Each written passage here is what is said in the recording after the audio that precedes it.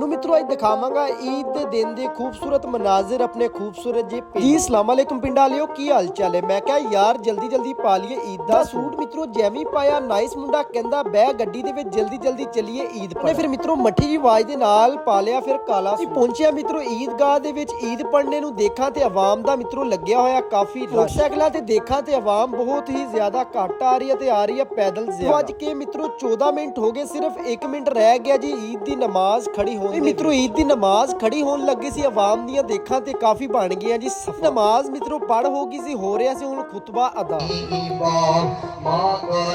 ਮਿੱਤਰੋ ਈਦ ਦੀ ਨਮਾਜ਼ ਹੋਈ ਪੜ, ਆਵਾਮ ਦੇਖਾਂ ਤੇ ਪਾਣ ਲੱਗ ਗਈ ਆਪਸ ਦੇ ਵਿੱਚ ਮਿੱਠੀਆਂ ਜੱਫੀਆਂ। ਭਾਈ ਦੇਖਾਂ ਤੇ ਮਿੱਤਰੋ ਦੂਰੋਂ ਹੀ ਹੱਥ ਚੱਕ ਕੇ ਕਰਦੇ ਪਿਆ ਸਲਾਮ, ਕਹਿੰਦੇ ਈਦ ਮੁਬਾਰਕ। ਭਾਈ ਵੀ ਮਾਸ਼ਾਅੱਲਾ ਅੱਜ ਬੜੇ ਪਿਆਰੇ ਲੱਗ ਰਹੇ ਸੀ, ਉਹ ਵੀ ਕਹਿੰਦੇ ਪਿਆ ਜੀ ਸਾਰੇ ਮਿੱਤਰਾਂ ਨੂੰ ਈਦ ਮੁਬਾਰਕ। ਦੇਖਾਂ ਤੇ ਉਹ ਵੀ ਲੈਂਦਾ ਪਿਆ ਮਿੱਤਰੋ ਮਿੱਠੇ ਕਲਿੱਪ। ਮਾਸ਼ਾਅੱਲਾ ਚੈੱਕ ਕਰੋ ਸਾਡੇ ਪਿੰਡ ਦੀ ਆਵਾਜ਼। ਹੁਣੀ ਫਿਰ ਮਿੱਤਰੋ ਮਿੱਠੀ ਜੱਫੀ ਪਾ ਕੇ ਕਹਿੰਦੇ ਪਿਆ ਜੀ ਈਦ ਮੁਬਾਰਕ। ਅੱਜ ਮਿੱਤਰੋ ਯਾਰ ਹੁਣੀ ਆ ਗਏ ਕਬਰਸਤਾਨ ਦੇ ਵਿੱਚ। ਦੇਖਾਂ ਤੇ ਆਵਾਮ ਬਹੁਤ ਹੀ ਜ਼ਿਆਦਾ ਆਈ ਹੋਈ ਹੈ ਜੀ ਕਬਰਸਤਾਨ ਦੇ ਵਿੱਚ, ਆਪਣਿਆਂ ਦੀ ਕਬਰਾਂ ਤੇ ਦੁਆ। ਜਲਦੀ ਨਾਈਸ ਮੁੰਡੇ ਦੀ ਮੱਖਣ ਵਰਗੀ ਗੱਡੀ ਲੈ ਜਾਈਏ। ਨਾਈਸ ਮੁੰਡੇ ਨੂੰ ਲੱਗ ਰਹੀ ਹੁਣੀ ਗਰਮੀ। ਮਿੱਤਰੋ ਮੱਖਣ ਵਰਗੀ ਗੱਡੀ ਲੱਗ ਗਿਆ ਚਲਾਨ। ਮੈਂ ਕਿਹਾ ਨਾਈਸ ਮੁੰਡੇ ਏਸੀ ਵੀ ਕਰਦੇ ਦੋ।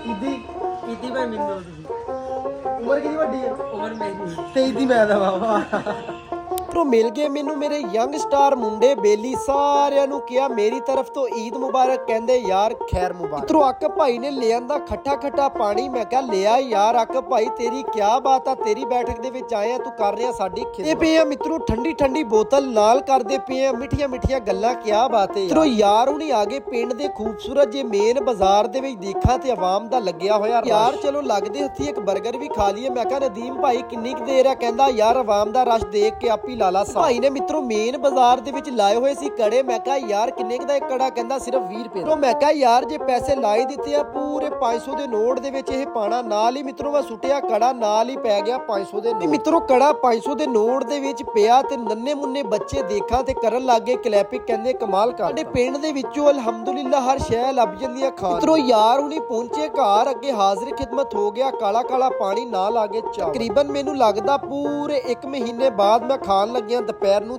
ਮੁੰਨੇ ਬੱਚੇ ਕਹਿੰਦੇ ਤੈਨੂੰ ਅਸੀਂ ਮਾਰਦਾ ਨਹੀਂ ਆ ਗੋਲੀ, ਨਹੀਂ ਤਾਂ ਲੈ ਸਾਡਾ ਮਿੱਠਾ ਜਿਹਾ। ਕਿਹਾ ਯਾਰ ਨਾ ਗੋਲੀ ਨਾ ਮੈਨੂੰ ਮਾਰਿਓ, ਮੈਂ ਲੈ ਲੈਂਦਾ ਤੁਹਾਡਾ ਮਿੱਠਾ ਜਿਹਾ ਕਲਿੱਪ। ਛੋਟਾ ਕਹਿੰਦਾ ਮੇਰਾ ਨਹੀਂ ਤੂੰ ਕਲਿੱਪ ਲਿਆ, ਮੈਂ ਮਾਰਦਾ ਨਹੀਂ ਆ। ਮੈਂ ਕਿਹਾ ਨਾ ਯਾਰ ਤੂੰ ਨਹੀਂ ਲਈ ਬਈ ਪਿਸਤੌਲ, ਕਿੱਧਰ ਗਈ ਤੇਰੀ? ਖਰਾਬ ਹੋ ਗਈ। ਤੇ ਆ ਕੀ ਬਣਾਏ ਆ? ਇਹ ਨਵੀਂ ਗਲੇਲ ਬਣਾਈ ਹੈ। ਮਿੱਤਰੋ ਗਿਆ ਰਮਜ਼ਾਨ, ਆਵਾਮ ਦੇਖਾਂ ਤੇ ਮਸਜਿਦ ਦੇ ਵਿੱਚ ਬਹੁਤ ਹੀ ਜ਼ਿਆਦਾ ਘੱਟ। ਇਹ ਨਮਾਜ਼ੀਆਂ ਦੀਆਂ ਹੁੰਦੀਆਂ ਸੀ 5-6 ਸਫਾ, ਅੱਜ ਮੈਂ ਦੇਖੀਆਂ ਤੇ ਸਿਰਫ ਹੈ ਸੀ 2 ਸਫਾ। ਯਾਰ ਆਪਾਂ ਉਰੇ ਬੈਠੇ ਆ, ਕੋਈ ਘੁੰਮ ਫਿਰ ਕੇ ਆਈਏ। ਬਣਦਾ ਯਾਰ ਤੇਰੇ ਕੀ ਆ ਫਿਰ ਧਰੇਮੇ ਕੀ ਮੇਲਾ?